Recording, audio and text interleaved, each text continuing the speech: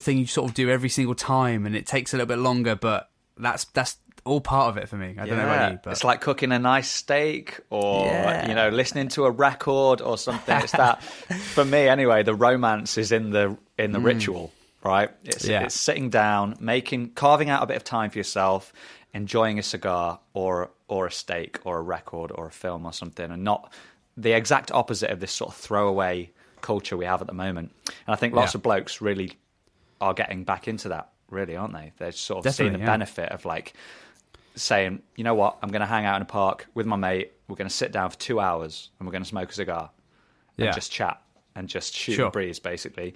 So where are we? Lighting. Yeah, so lighting now, right? Go for it. Sorry, I've been chewing your ear off. No, mate. I feel like of the two of us, you're more of the cigar expert anyway. To be totally honest, so you're more qualified with this. I mean, I will say that for me, that I watched a video and I copy it basically verbatim now if I can, and it was in Cuba. And in my mind, it was so long ago now, but in my mind, the guy telling me it was dressed in like full on like gorilla camo, looked like Che Guevara with like a beret on, and he was. I don't think that was true, but in my head, that's what I'm seeing. Yeah. And he basically takes out 3 long matches. So these are the matches that are like the size of what you'd light a stove with or something. He takes 3 of them out. And he puts them out. He hasn't cut the cigar yet, and he's sort of saying, "This is how you do it. You light the first one, you toast." So you just put the flame a little bit below the end of the cigar, and it starts to cook it down. And then once that match is done, you throw it away. Second one down. Once that's done, throw it away. Third one. Again, you haven't taken a toke. You haven't even cut the cigar yet. So you look at the end of it, and there's just embers. It's ready to go already. Yeah. Then you cut. Then you're in. And now that's for me is just the perfect way to start smoking a cigar. Like that just. It's just so cool, but it means it's perfectly lit. You've not done anything. You're not forcing it. It's not going to be bitter because you're not forcing it to get really hot straight away. Yeah. However, I will say, like, I don't know if you've ever tried lighting a match in a slight breeze. And we live in a country that generally has a slight breeze if you're outside, and we also live in a country where you're not allowed to smoke indoors. So that's the ideal way of lighting it. But yeah, that's basically it. Just light it as slow as you can. Keep it as cool as possible. Yeah. Because that is also the goal when you're smoking a cigar. I think, for me at least, especially trying to get flavour and taste out of it. Yeah. Keep it as cool as possible. You don't want it to get too hot, because then it's just ashy, oily, acrid smoke. The first thing people usually do when they start smoking cigars is just chug on this thing like there's no tomorrow, and it just gets so hot because it just burns so quickly, and it like just bites your tongue. Basically, it's not a nice experience. Basically, so I mean, in theory, I've read a couple of these old books from back in the day, and they're like a toke a minute, basically. Yeah, it apparently is about right, and that will keep it alight because they are prone to go out, but it will also keep it quite cool, and you'll get the maximum amount of flavour. Another very traditional way of smoking a cigar is to never smoke it past halfway, which also feels very wrong if you've spent £30 on it from a shop in Mayfair. I can't listen to that. Yeah, you feel cheated. I want to get to a point in life where I can spend £30 on a cigar and I'm done and not feel like I've been gypped. If I'm earning enough money for that, I'm done. That's the least of your worries if you can if you're earning enough money for that. Yeah. Great. That's cool, man. And I guess I don't know about you, but did you have any sort of like YouTube channels or anything that you looked at or went to when you first started? That's a good shout, actually. Yeah, Cigar Aficionado, which is a magazine based in the US, and I don't know whether they still are, but they were the only cigar magazine around back in the day when the boom started in the 90s. And they have a fantastic series that explain it much more eloquently than we do, where they have one video on cutting, one video on lighting, one video on choosing a smoke. They've got a whole range of them. And these guys, they really explain in basic terms. Like it's so clear and it's really enjoyable to watch. And I think that 3-match video that you're talking about is one of theirs. Ah, that makes sense. And he definitely wasn't wearing gorilla outfit. He was wearing a 3-piece suit in the Carnegie Club in New York City. Really? Oh, no. Yeah, because I watched the same video and it's brilliant. But I love how your brain has romanticized that. Totally. 100%. So yeah, check out those videos. You can't convince me it wasn't Che Guevara telling me that information directly.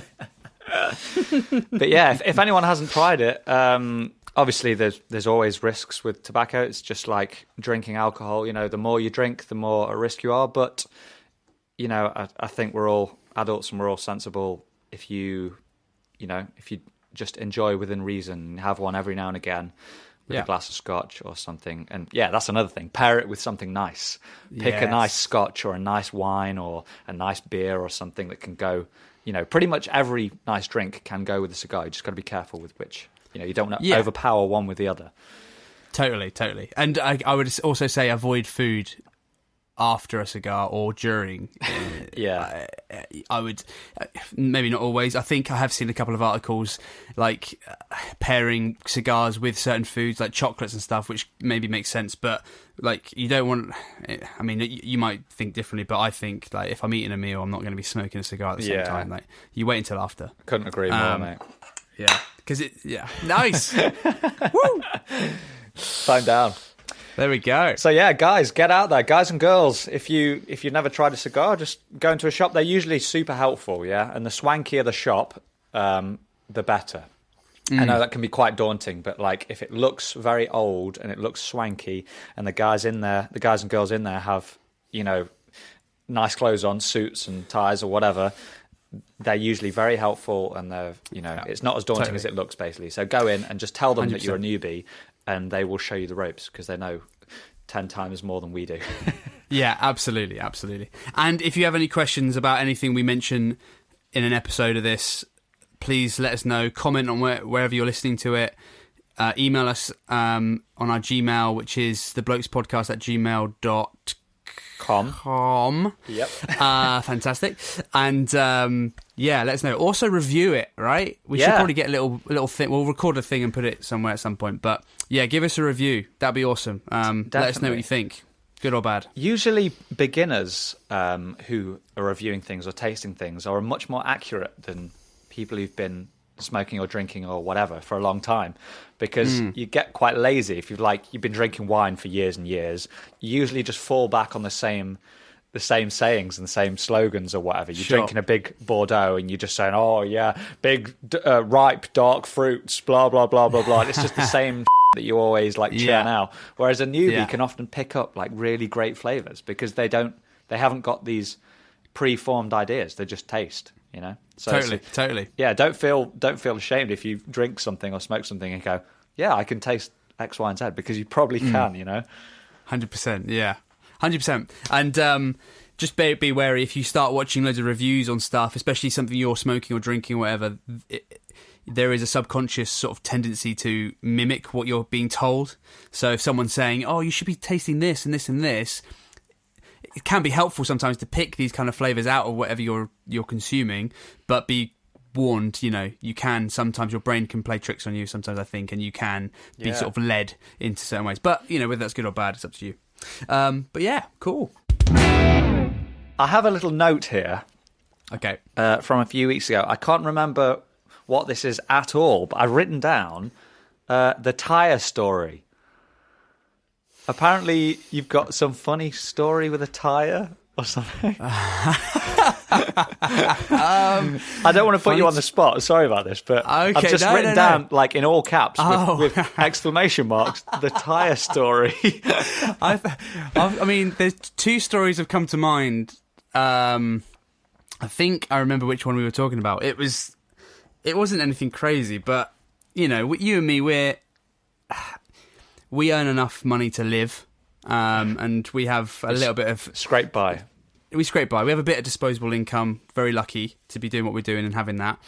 However, that was not always the case for me, and you as well, I'm sure. Yeah. You had to work your way up, and back in the day, I was rolling with a Nissan Micra. Classic. An old Nissan Micra, a very old Nissan Micra. I still think that's your best car. Even now you've got more money, I still think you should buy a Micra. Now, that Nissan Micra was fantastic, to be fair. It fit my drum kit in. It fit me in. And that's all I needed. Yeah, all right? And it didn't break down. And I killed it, unfortunately. I did go into the back of someone's very slow speeds. They emergency stopped in front of me. It was raining. Was I too close? Was I not? Who knows? There's no way to tell. However, I did end up going in the back of him. And possibly this story is may have contributed to that, actually. Oh, Jesus. But anyway, so I think maybe a few weeks ago we were talking about how expensive it was for maybe it wasn't. You were surprised at how it wasn't that expensive for your BMW's tyre replacement. Exactly. I was expecting like a real pain in the arse, but it wasn't too bad, actually. Yeah. Sure. So I think that's where this came up, and I said, well, back in the day, I didn't used to go to a garage to get my new tyres.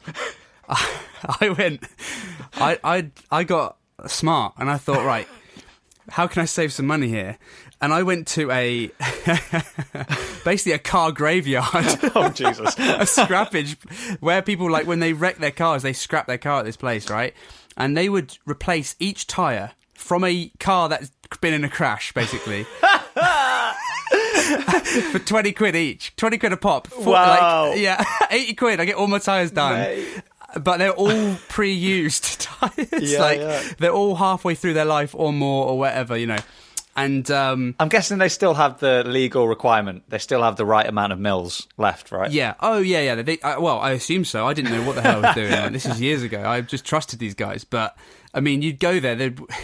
They'd all be in the little like semi permanent like porta cabin. Exactly right. Watching TV or something, they see a car. They're slightly annoyed that I'm interrupting whatever they're watching in there, and then they end up racing, like probably. Yeah. And they'd go up, and they're gone for like 20 minutes searching the tyres that they've got that are going to fit my car.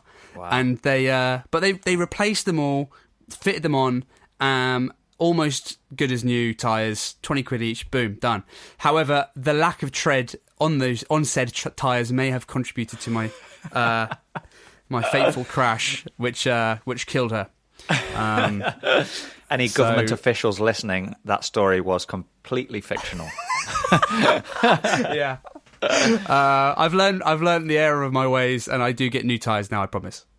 Well, mate, but yeah, Chinese tyres, like Cuomo's or whatever, they're so good and so cheap, man. Like, what did I get recently? Green Force or something? I don't know if they were Chinese or whatever, but it's like they're good. And mind you, that was I got one tyre for the price of all four from this scrapyard. It was 80 quid. Yeah, for one exactly. But it is exactly. like, it is a run flat or whatever. So I thought I did pretty well there. But man. Maybe I should hit up these guys in the porta cabin. I'll give you their number. I'll sort you out. Anyone who messages into the show, will forward the number. Oh, damn. So dangerous, really, if you think about it. But so what's your other story? You said you had a second. The other story's less funny and more like harrowing, but oh Jesus, keep it light. It's just it's all right, it's fine, but it was just a bit scary at the time. Like, so my partner is Scottish, so we drive to Scotland a lot. I prefer to drive. I want to be in control of when we leave, when we're there, we can do what we want, and I enjoy long distance traveling anyway, so it's cool. So anyway, we're on the M60 by Birmingham or something, and like I hear this humming, but we're listening to like music quite loud, and it's like a weird sound that I hadn't heard before, and I'm kind of second guessing myself. Is it the song? Because it's a song I hadn't heard before, so I didn't know. And I look out to my window, and there's the whole family in their car with a face of like sheer horror, like pointing at my car, like do something. And I didn't know what was going on. And then suddenly I hear this pop, and then like this like vibrating throughout the entirety of the car. And basically, I'd hit a nail. I'd driven on this like flat tyre for maybe a mile or two, and it completely shredded this thing. At like 70 on the motorway as well. Yeah, like, exactly, yeah. So it's high speed. Like, you don't want your tyre just completely shredding and melting on you when you're going that fast. And I just managed to sort of just like I was in the middle lane, I think, at the time, and just sort of dived into the hard shoulder. It was fine in the end. Had to get a tyre repair guy out, but yeah, that wasn't very funny at all, really. But you survived. But that happened, yeah. I just love the mental image of that family, like, oh my God, just stop!